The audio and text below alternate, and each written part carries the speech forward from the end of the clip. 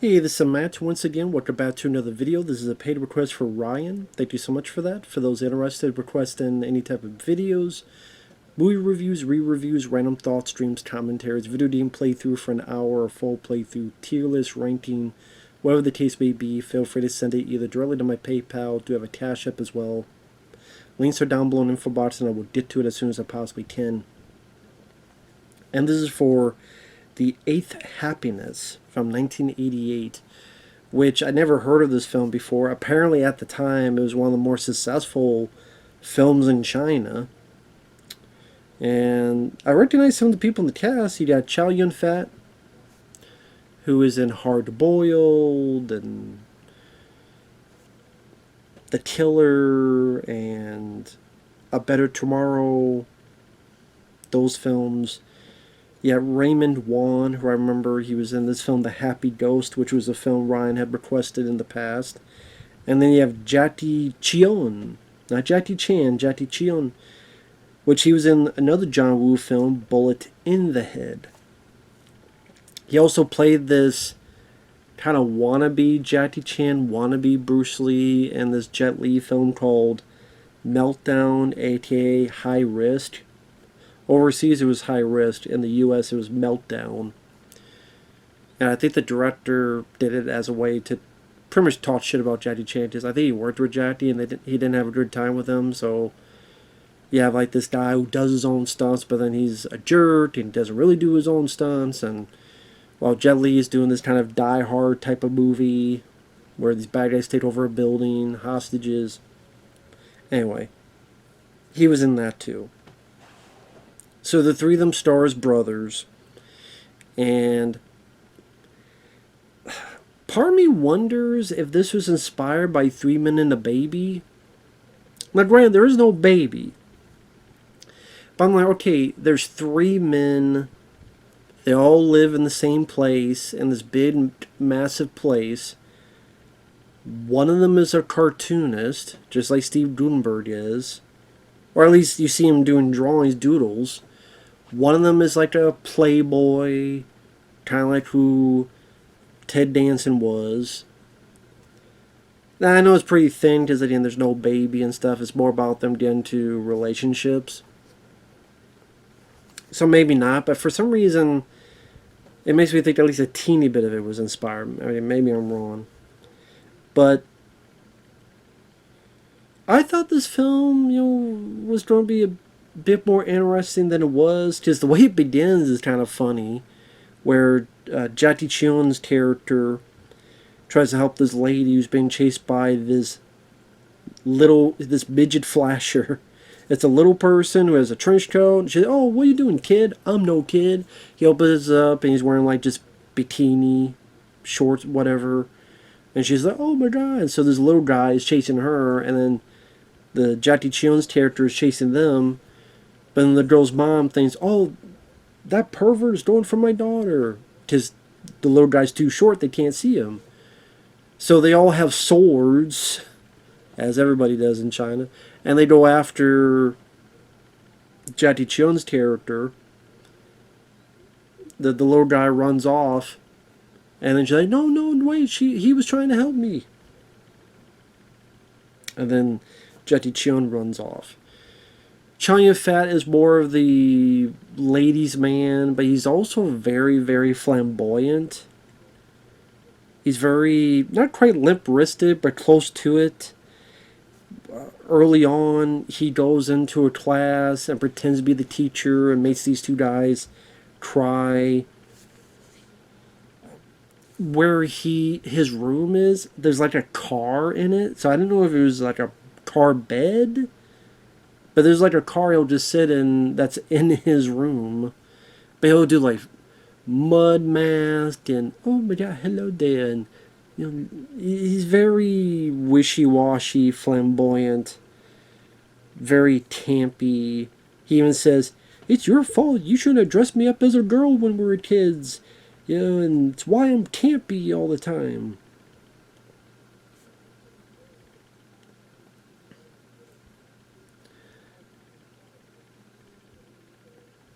He's at times fairly feminine, with his ways, even though he's trying to deal with as many ladies as he can. And there's this one girl that he likes, which she's a bit of a Fruit Loop, where he sees her with a rich guy, and so he's like, "Oh, that means nothing to me, because I'm richer than you, and I'll even burn this money." So, and then the guy burns his money. Well, I'll even get rid of my watch, and the guy's, "No, no," and ultimately reluctantly does. Well, I don't even need this car. And he starts bashing his own car, and then she turns to that. You should do that too. No, I'm not going to bash my car. So the girl gets in with Chow Yun-fat, and they use that car to bash the other guy's car, and they get away. And then you realize the car is actually one of the Chow Yun-fat's brother's car, the Raymond Wong, and he's the third brother who's a cook, and he has this TV show. He does interviews with people, has a cooking show, and seems to be doing very well for himself. And it kind of follows each of their love lives. So the Raymond Wong with the Twitch show, there's a person he met earlier who becomes a guest on the show, and she recently had her husband left her and her son. She's an actress at this Cantonese opera. She invites him to watch. He does. There's some dialogue between him and her son, and him and the lady start liking each other. Jacky Cheung's character meets up with that girl that he saved from the little person, and sees that her boyfriend is this tough guy who loves to ping pong. And so when the guy plays him, the guy keeps hitting ping pong balls on Jacky Cheung's head. Then later on, the other brothers get in on it, and they play a trick on the guy, and they have like a fake ping pong, and they make it seem as if the guy's bleeding, because it goes, "Oh my god, you're bleeding." She has some stuff on a napkin or a handkerchief, does this, so when it pulls away, there's like fake blood, so the guy goes, "Oh my god," and he freaks out. So like stuff with that was kind of funny. The idea of Chow Yun-fat having like a car, couch, bed, whatever it was in his room was kind of funny. The fact that there's a point where this is lady he likes, and this guy's trying to hit on her. They're like outside of an airport, and Chow Yun-fat's eating some KFC chicken. So he gets the dog, puts the leash on the guy's belt, throws the piece of chicken. When the dog goes, the guy gets dragged with the dog, and then Chow Yun-fat's able to talk with the lady.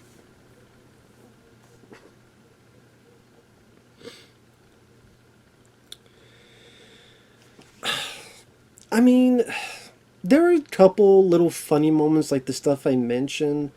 As a whole, though, did I really care what was going on? Not really. Chow Yun-fat's, his character got on my nerves with the way he talked. And I don't know if it's like the subtitles, if something was lost in translation. Like someone mentions, "Oh man, that girl's like Nicole Kidman." I'm like, was Nicole Kidman really that known in 1988? I mean, maybe that film she did with Billy Zane, maybe was it Dead Calm or whatever?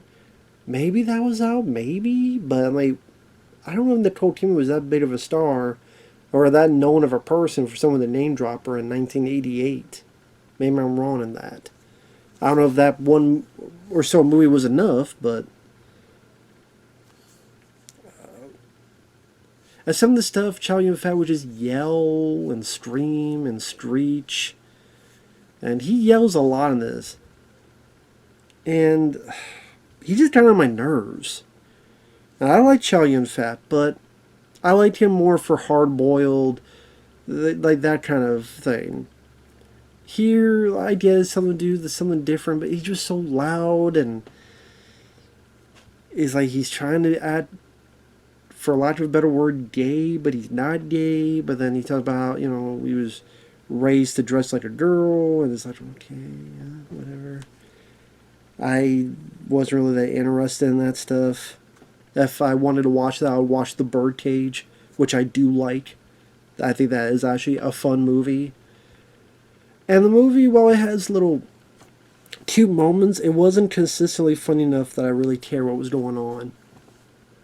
And I thought some of the romances got more attention than the others. I thought the stuff with Jacky Cheung and the girl, that kind of just dropped for a while, and then you don't really see a whole lot of development after that.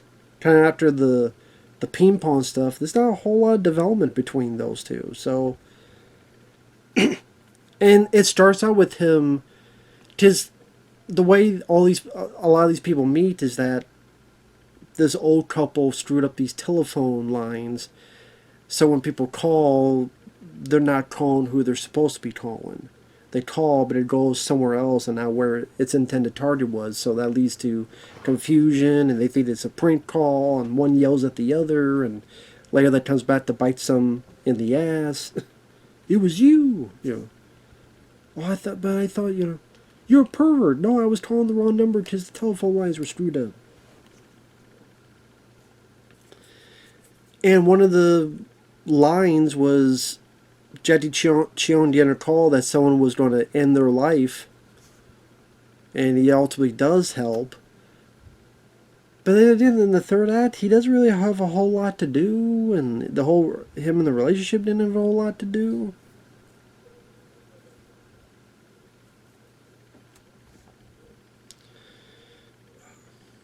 Obviously, of all of them, Chow Yun-fat definitely got the most screen time. I would say maybe the one where Raymond won, where he's like the cook, and then the other woman is the single mom. That probably was the better of the three romances in terms of development and trying to get us to care for what's going on. But then the ending is fucking pointless. So, spoiler alert. Because the lady remembered that he was on this phone, he said, oh no, this was a mistake, and let me apologize. But she's busy, so the idea comes about of, let's dress up as one of the opera people and do the show with her live. And try to apologize within the show. So after some awkward moments, he's able to do it. It seems like they're an item. But then at the end it shows, well, this is what happened later on. Jacky Cheung and his girl went like skiing and other places. Chow Yun-fat and his girl had 4 babies.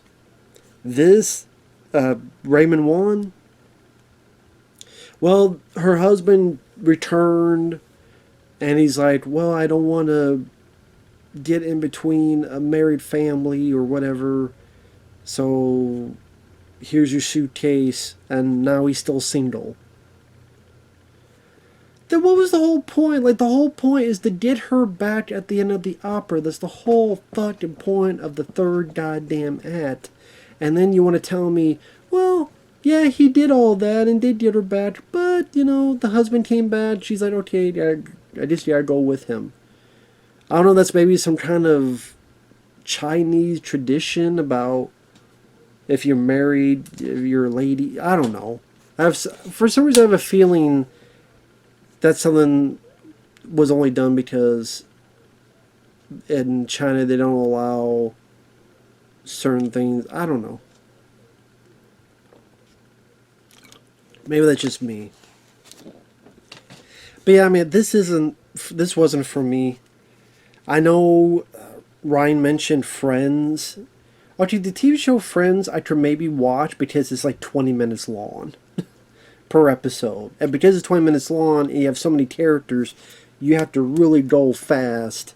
While this is only 90 minutes, but I still felt a bit bored at times. And then Chow Yun-fat just how loud and obnoxious, annoying, and he's not really likable because he's going with this lady behind this lady's back, but he's going on with this lady behind her back. And I'm like, I don't care about this character. I don't care if he succeeds. But he succeeds the most because he gets 4 kids. So there you go. But yeah, apparently it was very successful when it came out. Good for them because I had never heard of this fucking film before until now. But I guess if you're into Asian comedy love stories, and or you're a diehard Chow Yun-fat fan, you need to see every damn movie he's in. I guess you could see it, but other than that, I would never see this film again. I know Chow Yun-fat was in some horror films. I haven't seen those yet. The Seventh Curse and I think something with a witch. I don't think he's in it. I know one of them he's only in it for like 10 minutes, to be fair, but I think it was cool to see these actors, recognize them from other movies. And again, there were two moments, like I mentioned in the review. So it's not like I thought it was the worst thing ever. It's just, I don't think the comedy was that consistent.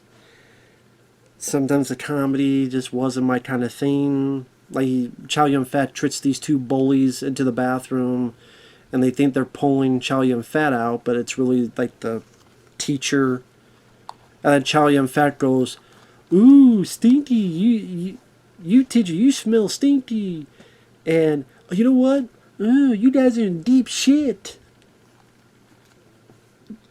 Because at times they liked either those type of juvenile humor, from what I understand, and it's pretty popular in Asia. That's why at times you'll have humor either doing with piss or something of that nature, or farts or whatever. Thankfully, no piss or fart jokes. That's probably the closest you got to it, but yeah, I mean, like the whole third act, like the whole thing of going to do the goddamn Cantonese opera, just for they still broke up and he's single again. What the fuck was the point of all that? And if and Chow Yun-fat, if he could calm his persona down a little bit. Again, the birdcage is a perfect example of how you make that work and be funny. Now, granted, those tears are meant to be gay. This is just meant to be campy, was the word. But the birdcage is just funnier movie. Anyway, with that said, thanks for watching. Take care. That's all I got for now. And we will see you in the next video. Bye-bye for now.